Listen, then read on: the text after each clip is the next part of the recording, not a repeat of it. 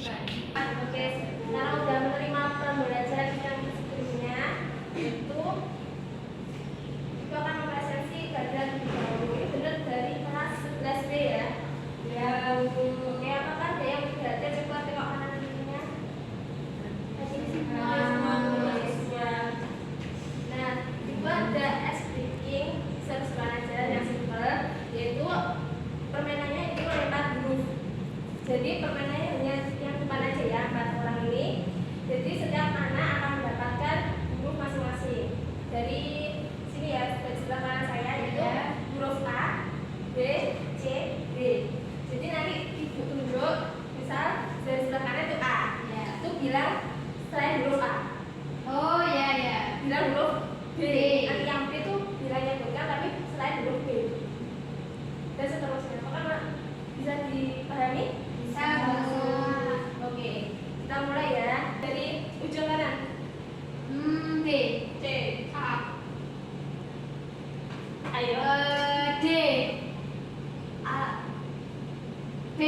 C, C. A. B. C, A. D.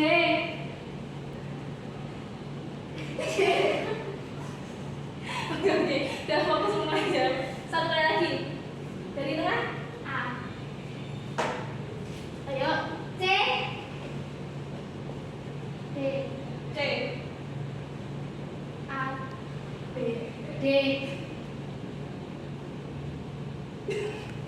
C. Ayo. A. B. Oke, udah cukup. Petang buat kalian. Oke, selanjutnya yaitu ini ya. Are you ready buat kalian? Nah, sebelum kita masuk ke intinya, aku mau tanya nih, apakah kalian pernah merasakan kejadian fenomena yang pernah terjadi di Indonesia? Coba sebutkan salah satunya. Gempa bumi. Ada lagi? Tsunami. Banjir. Benar semua. Nah, dari beberapa fenomena itu, Indonesia memiliki potensi rawan bencana yang tinggi. Mengapa demikian? Bisa dibantu menjawab? Karena Indonesia itu dilalui otak-atik besar, contohnya seperti lereng Pasifik, lereng Asiatis, dan lereng Indo-Australis, sehingga membuat Indonesia itu banyak tersebar seperti gunung berapi. Lalu gunung berapi ini juga berpotensi menimbulkan gempa bumi dan juga tsunami. Ya, betul sekali. Terima kasih atas bantuannya dari Mbak Tarisa. Oke, selanjutnya, ya kita mengenal bencana. Bencana adalah peristiwa alam yang diakibatkan karena suatu dampak besar bagi populasi manusia. Dan dalam bencana ini diatur dalam Undang-Undang Nomor 24 Tahun 2007 tentang penanggulangan bencana. Maka dari itu bencana itu perlu adanya mitigasi. Mitigasi itu apa sih? Penanggulangan ya. Maka itu mitigasi ini tindakan yang bisa mengurangi pengaruh dampak suatu bencana sebelum terjadinya bencana. Nah, dari mitigasi bencana ini ada beberapa, yaitu terkait perencanaan dan pelaksanaan tindakan yang mengurangi risiko bencana. Kemudian ada proses perencanaan dan merespon secara efektif terhadap bencana yang akan terjadi. Dan mitigasi bencana ini ada beberapa yang perlu diketahui, yaitu dalam mitigasi ini pertama ada informasi dan peta di suatu kawasan yang rawan bencana. Selanjutnya perlu adanya sosialisasi dalam menghadapi bencana. Tiga, ada mengetahui gimana kita melakukan menghindari bahkan menyelamatkan diri dari adanya bencana. Yang terakhir adalah mengatur dan menata kembali kawasan yang terkena rawan bencana untuk mengurangi kembali ancaman bencana. Nah, di Indonesia ini ada beberapa jenis bencana, yaitu ada 3 apa aja? Bencana alam, bencana alam, bencana sosial. Betul sekali, dari 3 bencana ini semua ada terjadi di Indonesia. Bencana alam pastinya diakibatkan karena pengaruh alam, dan non alam sama-sama ini hanya beda tipis saja karena sama-sama pengaruhnya bisa dari alam juga bisa dari ulah kita sendiri manusia. Selanjutnya untuk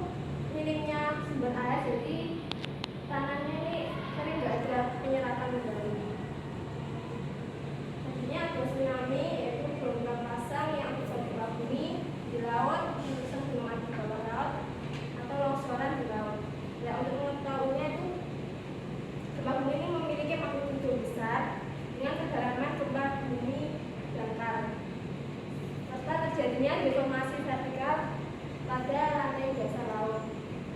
Nah, selanjutnya masukkan bencana non alam. Bencana non alamnya ada dua jenis yang ibu saya sampaikan, yaitu kegagalan teknologi dan kegagalan modernisasi. Kalau teknologi yaitu kesalahan cara mendesain kita, yaitu melaksanakan produksi atau pengoperasian yang berada di bidang industri, yaitu dengan menggunakan teknologinya.